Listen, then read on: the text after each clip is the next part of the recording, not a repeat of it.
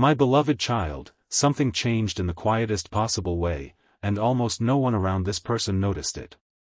There was no dramatic announcement, no perfect moment, no carefully planned speech.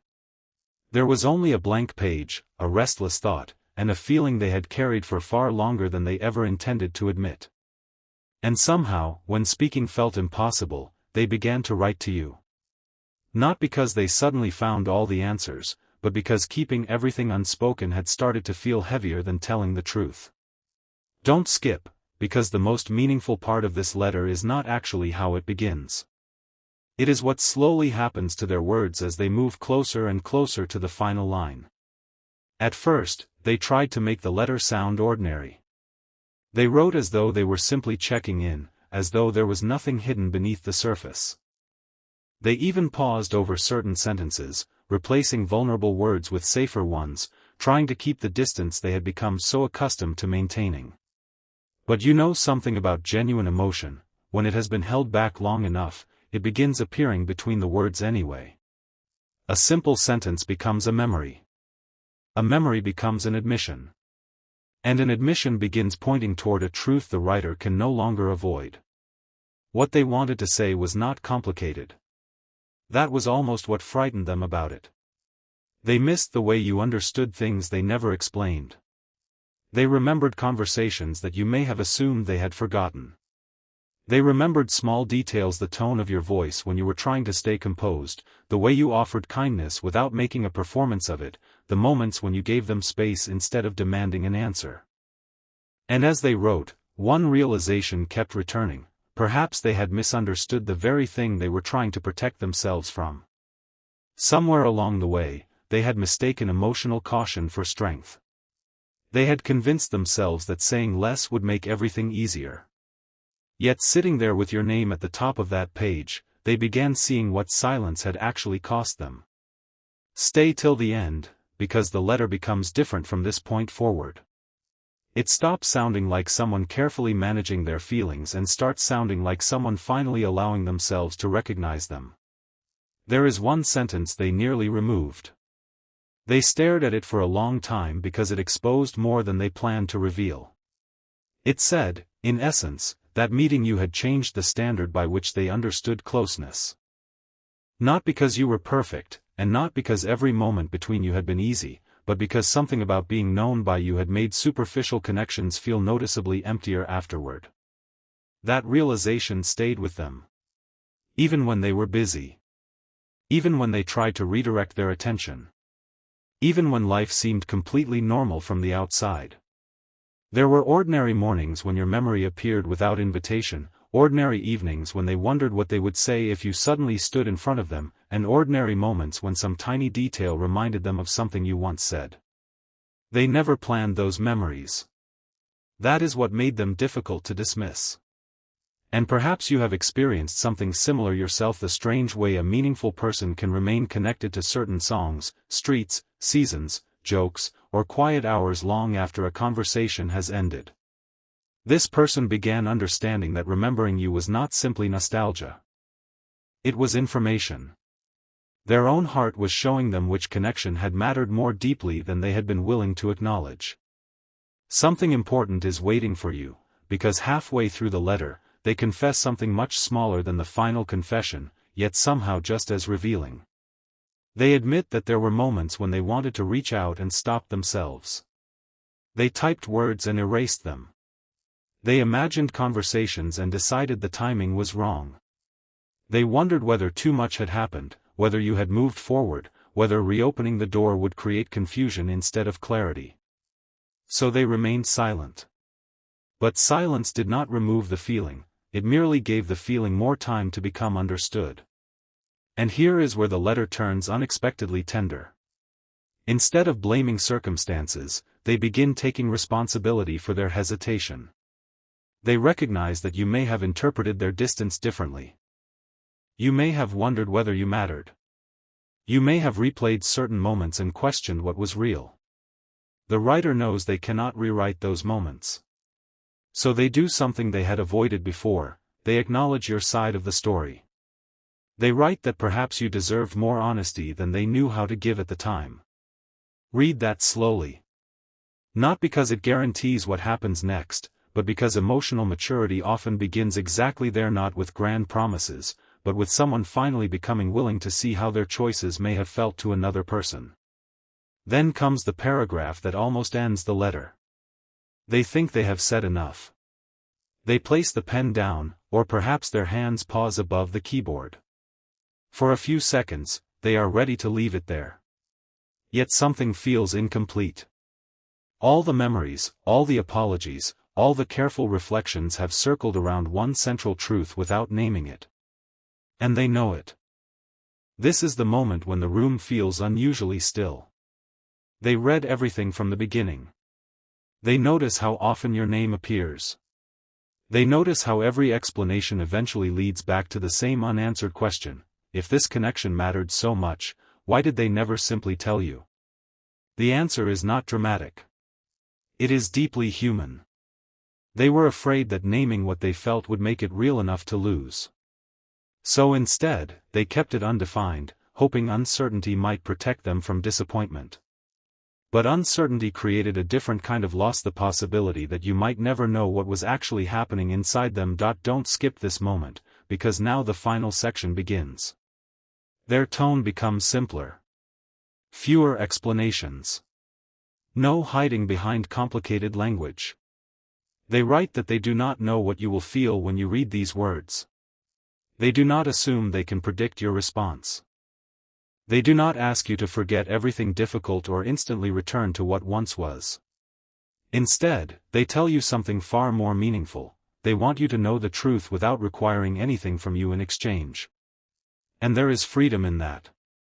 For perhaps the first time, their honesty is not being offered as a strategy. It is being offered because keeping you in the dark no longer feels fair.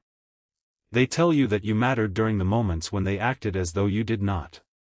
They tell you that your absence taught them things your presence once tried to teach them gently. They admit they compared later conversations to the depth they experienced with you, and they noticed the difference.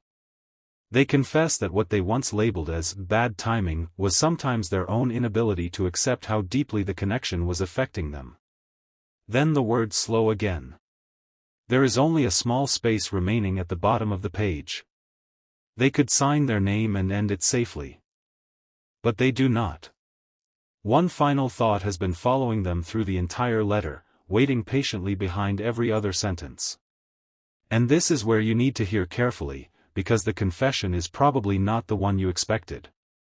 The last line is not simply, "I miss you." It is not even, "I still love you." Those words may be present somewhere in the letter, spoken directly or quietly implied. But the final confession reaches deeper than longing. After everything they have written, after admitting what they avoided, after recognizing the cost of their silence, they finally write the sentence they were most afraid to face: "I think I knew what you meant to me long before I admitted it to myself." And suddenly, the entire letter changes. Because now you understand that this was never only about someone discovering their feelings after losing distance or time. It was about someone realizing they had recognized the truth much earlier, and spent all that time trying not to name it. But there is still one detail hidden inside that confession, one reason they finally chose to write the letter now instead of weeks ago, months ago, or never at all. And that reason begins with something unexpectedly small that happened recently, something connected to you that made keeping the letter unfinished feel impossible. The strange part is that the moment which finally pushed them to finish the letter did not look important at all. There was no dramatic encounter, no unexpected visitor, no grand sign telling them exactly what to do. It was something ordinary, so ordinary that another person might have forgotten it within minutes. They came across something connected to you. Maybe an old photograph they had avoided looking at for too long, a message they never deleted, a familiar phrase that reminded them of the way you once spoke to them, or simply a memory that returned at precisely the wrong moment for their defenses. Whatever it was, it stopped them. For a few quiet seconds, everything around them seemed less important than one realization they had been postponing: there were things they had never allowed you to know. And suddenly, the unfinished letter no longer felt like a private exercise. It felt like a conversation that had been waiting for courage. Don't skip, because this is where the meaning of that final confession begins to deepen. When they wrote, "I think I knew what you meant to me long before I admitted it to myself," they were not referring to one single moment. They were thinking about a collection of small situations that seemed harmless at the time but now looked completely different. They remembered the first time your opinion mattered more to them than they expected. They remembered noticing when your mood changed, even when you said you were fine. They remembered moments when they wanted to tell you something first, before anyone else, because somehow your reaction had become important. They remembered how easily they noticed your absence in places where they had grown accustomed to your presence. None of those things seemed like a confession then. Together, however, they formed a pattern that became impossible to ignore. And that pattern was this: they had been emotionally choosing you in quiet ways long before they were willing to call it love. That is the part they struggled to put into words. Their feelings did not arrive suddenly like a dramatic revelation. They grew slowly, almost invisibly, through familiarity, trust, comfort, curiosity, and the strange sense that they could be more honest around you than they usually allowed themselves to be. Perhaps that is why they became afraid. Feelings that arrive loudly can sometimes be dismissed as excitement. But feelings that grow quietly through ordinary moments can become much harder to explain away. Stay till the end, because there is another sentence in the letter they almost refused to write, and this one reveals why their behavior may once have seemed confusing. They admit that when their feelings became stronger, they did not move closer. They became more careful. They started thinking before speaking. They became aware of how much your approval mattered. They noticed themselves imagining possibilities they were not ready to discuss. And rather than allowing the connection to become more vulnerable, they tried to regain emotional control by creating distance. From your side, that distance may have looked like uncertainty. It may even have looked like indifference. But inside them, something very different was happening. The connection was becoming important enough to make them question what they were capable of giving, whether they were ready, whether they could handle being fully seen, and whether admitting their feelings might permanently change the relationship between you. So they did what many people do when emotion becomes more serious than expected: they delayed the conversation they needed most. Yet here is the realization that now sits heavily between the lines of the letter: waiting did not make the truth disappear. It only gave misunderstanding more room to grow. And they know that now. They know you may have filled their silence with explanations they never intended. You may have thought they were certain when they were actually confused. You may have believed they had forgotten when they were trying too hard to remember less. You may have assumed the connection meant less to them than it meant to you, simply because you were the one willing to show more of what you felt. This realization becomes one of the softest passages in the letter. They do not defend themselves, they do not ask you to reinterpret every painful moment in their favor.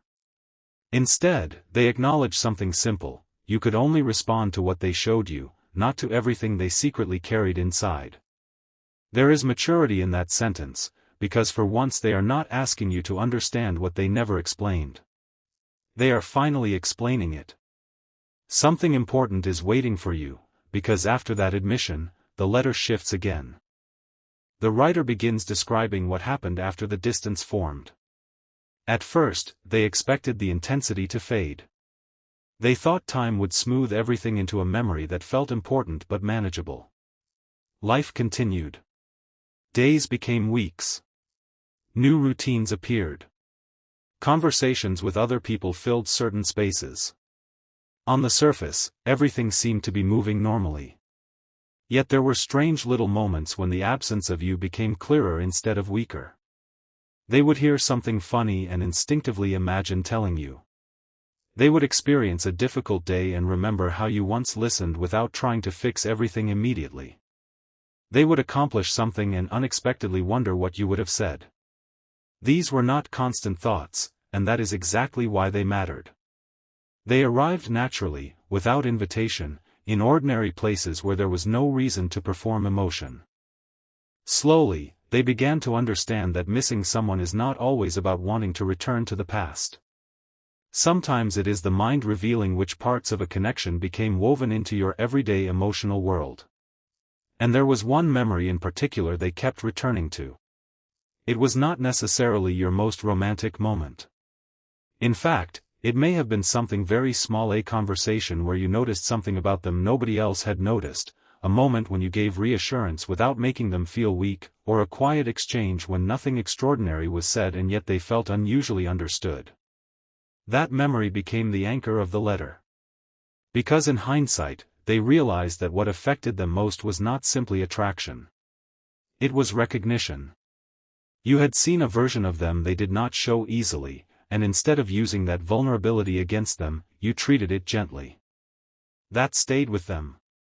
And now comes the part that changed what they planned to write. Originally, this secret letter was supposed to be much shorter. A few paragraphs. Perhaps an apology. Perhaps a simple admission that they still thought about you. But every time they tried to finish, another truth surfaced. They realized they were not writing because they wanted to reopen an old story exactly as it was. They were writing because they no longer wanted the most meaningful truth between you to remain hidden. There is a difference. One comes from desperation to recover the past, the other comes from a willingness to finally be honest about what the past meant. That is why the letter begins becoming calmer as it gets closer to the end. The early pages carry hesitation. The middle carries regret.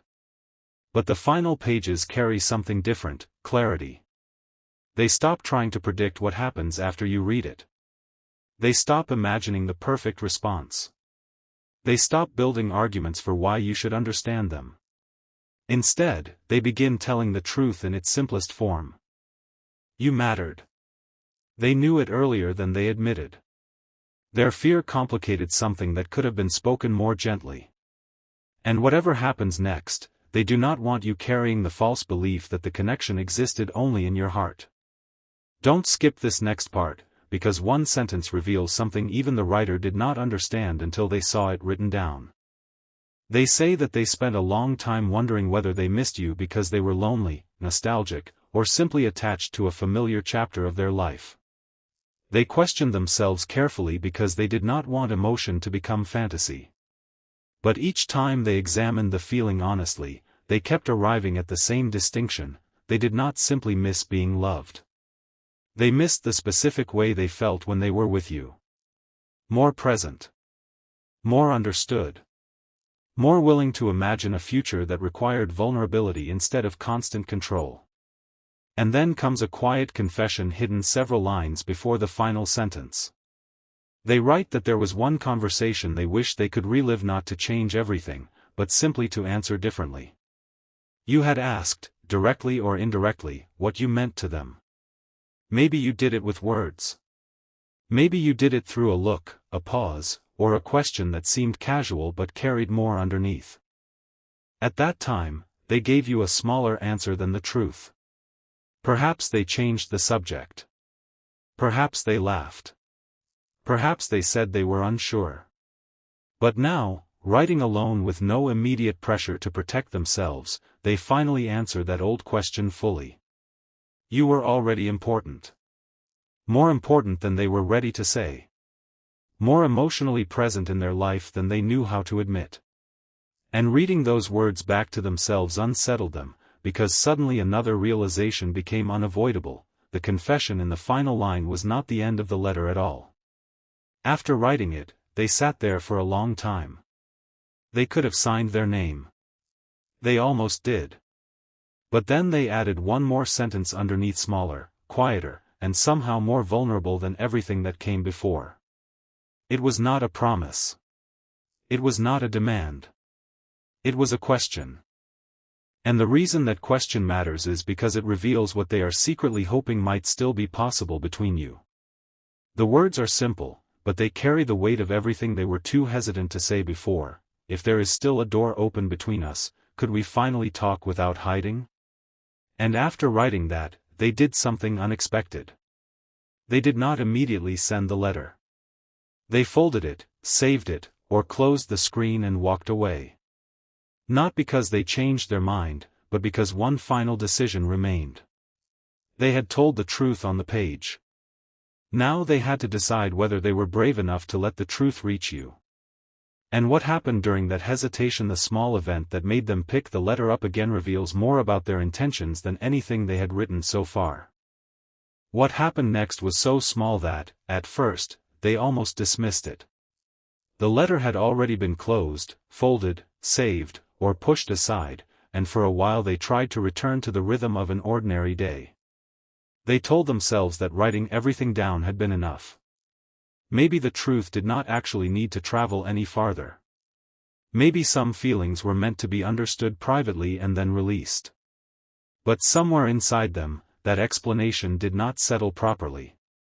And then, without warning, they encountered one simple reminder of a phrase you once used, a place connected to a memory, an old conversation resurfacing on their phone, something so familiar that it pulled them back into the exact emotional space they had just tried to leave. This time, however, the memory did not make them merely nostalgic. It made them realize something much harder to ignore. If they kept the letter hidden, they would be repeating the same pattern that created the distance in the first place. Silence had already been their choice once. Avoidance had already shaped too much of the story. And suddenly, keeping the letter to themselves felt less like patience and more like another version of hiding. Don't skip, because this is where the letter stops being only about feelings and becomes about courage. They picked it up again, and for the first time they looked at those pages not as the person who wrote them, but as the person who might receive them. They imagined you reading the first line. They wondered whether you would recognize their voice immediately. They wondered which sentence would make you stop. They wondered whether you would feel surprised, relieved, uncertain, or simply quiet. And there was one thought they could not escape: what if you had spent all this time believing you had imagined the depth between you? What if their silence had accidentally convinced you that you were the only one who felt something real? That possibility affected them more than they expected. Not because they wanted to control how you remembered the past, but because they finally understood how unfair it would be to leave you with an incomplete version of what had happened. So they returned to the letter once more. Not to make it more dramatic. Not to make themselves look better. They actually removed certain sentences that sounded too defensive. They softened explanations that felt like excuses. They crossed out anything that asked too much of you. And in doing so, the message became more honest. It became less about persuading you and more about letting you know what had been true all along. Stay till the end, because one of the most revealing things they changed was a sentence near the middle. Originally, it said something like, "I wish things had been different." But when they read it again, it felt incomplete. Different how? Easier? Faster? Perfect? None of those words really captured what they meant. So they rewrote it. They admitted that what they actually wished was that they had been more honest while there was still room for honesty to feel simple. They wished they had told you when they first noticed themselves waiting for your messages. They wished they had told you when your absence began changing the mood of their day. They wished they had admitted that your opinion mattered before they started pretending it did not. And most of all, they wished they had understood that vulnerability was not the same thing as losing control. That realization sits quietly inside the letter, but it changes everything around it. Because suddenly, their confession is no longer simply, "I cared about you." It becomes, "I cared about you, and I did not know what to do with how much that mattered." There is a difference. One is a feeling. The other is an explanation for why the story became complicated. And maybe, somewhere inside you, you have wondered about that complication. How could someone seem so close one moment and so guarded the next? How could warmth become hesitation? How could meaningful conversations be followed by silence? The letter does not erase those contradictions, but it finally gives them context. This person had not been moving between caring and not caring. They had been moving between caring and being afraid of what caring might require from them. The closer the connection felt, the more questions they began asking themselves. Could they show up consistently? Could they be vulnerable without retreating? Could they risk hearing an answer they did not control? Could they allow another person to matter without immediately preparing for loss? Those questions had nothing to do with your worth. They were questions about their own readiness. And that is one of the most important truths they finally place on the page. Something important is waiting for you, because after recognizing this, they begin writing about a moment you may not even realize mattered to them. There was a day when you did something completely ordinary. Perhaps you listened when they were unusually quiet. Perhaps you remembered a detail everyone else overlooked. Perhaps you offered encouragement at a moment when they were doubting themselves. Maybe you simply gave them space without withdrawing your kindness. At the time, they acted normally. They may not have thanked you in the way the moment deserved. But in the letter, they admit that this was one of the moments when they knew their feelings had gone beyond surface attraction. Because what they wanted from you was no longer merely attention. They valued your presence. They trusted your understanding. They felt emotionally safer around you than they knew how to explain. And that kind of closeness frightened them precisely because it was rare. They could find conversation elsewhere. They could find distraction elsewhere, they could even find admiration elsewhere. But being genuinely understood without having to perform a version of themselves that was different. That is why certain memories of you kept surviving every attempt to move on too quickly. They were attached not only to what you said, but to who they were able to be around you. And when they finally admitted that to themselves, another line appeared in the letter. This one surprised even them. I was not afraid that you would see too little of me. I was afraid you would see everything, and I would care too much about whether you stayed. They stared at that sentence for a long time. It explained more than almost anything else they had written. It explained why they sometimes withdrew after meaningful moments. It explained why they could be open and then suddenly guarded. It explained why the relationship seemed to approach something deeper and then pause at the threshold. They had believed distance would keep them emotionally safe. Instead, distance made the connection more complicated and left both of you with questions that honesty might have answered much earlier. But now there is a softness in their understanding. They do not punish themselves for the person they were then. They simply recognize that they know something now that they did not know before. Avoiding a meaningful conversation does not protect a connection. It only leaves both people guessing. And that lesson becomes the reason the letter finally begins moving toward you. Don't skip this moment, because their next decision is not impulsive. They do not suddenly rush to send everything in the middle of an emotional wave. They wait until the feeling becomes calm. They reread the letter after some time has passed. They ask themselves whether they still mean every sentence when the room feels ordinary again. That matters, because they do not want this to be a temporary burst of longing. They want to know whether the truth remains when the emotion settles. And it does. The next morning, or perhaps several hours later, they return to the same pages and discover that nothing essential has changed. They still want you to know. They still believe you deserved more honesty. They still feel that whatever happens after the letter is less frightening than continuing to leave the truth unsaid. That is when something within them becomes remarkably quiet. The nervousness remains, but underneath it appears a kind of peace. They are no longer trying to guarantee the outcome. They are simply choosing clarity over hiding. And this is where the letter becomes even more meaningful, because they add a short paragraph specifically for you. It says that you do not owe them an immediate answer. You do not have to understand everything at once. You do not have to pretend the past was easier than it was. They only ask that you read the words knowing they were written carefully and sincerely. There is no pressure in that paragraph. In fact, its gentleness may be one of the clearest signs that they are approaching the connection differently now. Earlier, fear made them focus on what they might lose. Now honesty makes them think about what you might need. Time. Space. Clarity. Respect. The ability to choose your response freely. And perhaps that is the biggest change happening beneath the surface. They are not simply confessing stronger feelings. They are learning how to carry those feelings with greater maturity. Stay till the end, because the most unexpected section of the letter comes after this. They begin describing a future, but not in the dramatic way you might imagine. There are no impossible promises. No sweeping declarations about how everything will suddenly become perfect. Instead, they write about one simple possibility, a conversation where neither of you has to pretend. Imagine the difference that would make. No decoding silence. No testing each other. No wondering who cares more. No hiding behind casual words when something deeper is clearly present.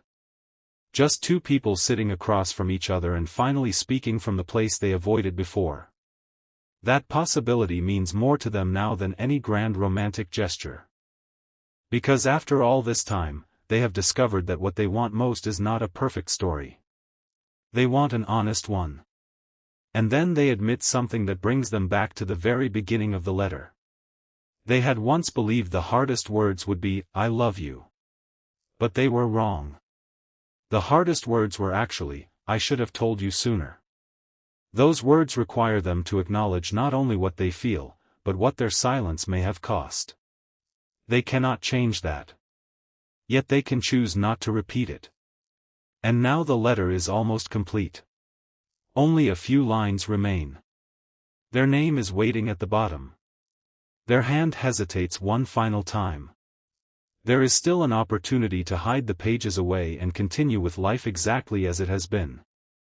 But they look again at the last confession. "I think I knew what you meant to me long before I admitted it to myself." Then they look at the question beneath it: if there is still a door open between us, could we finally talk without hiding? And suddenly, they know the real reason they wrote all of this. It was never simply to tell you they missed you. It was never only about making peace with old memories. Somewhere beneath every sentence was a hope they had been almost afraid to name. They want the chance to meet you again as the person they are now, not as the person who once retreated when things became real. But just before they send the letter, another thought enters their mind, one they had not considered during all those hours of writing. What if you have changed too? What if the version of you they have carried in their memories is not the person who would receive these words today? Instead of frightening them, that possibility makes the next decision even more meaningful. Because for the first time, they understand that loving someone honestly means allowing them to be different from the person you remember.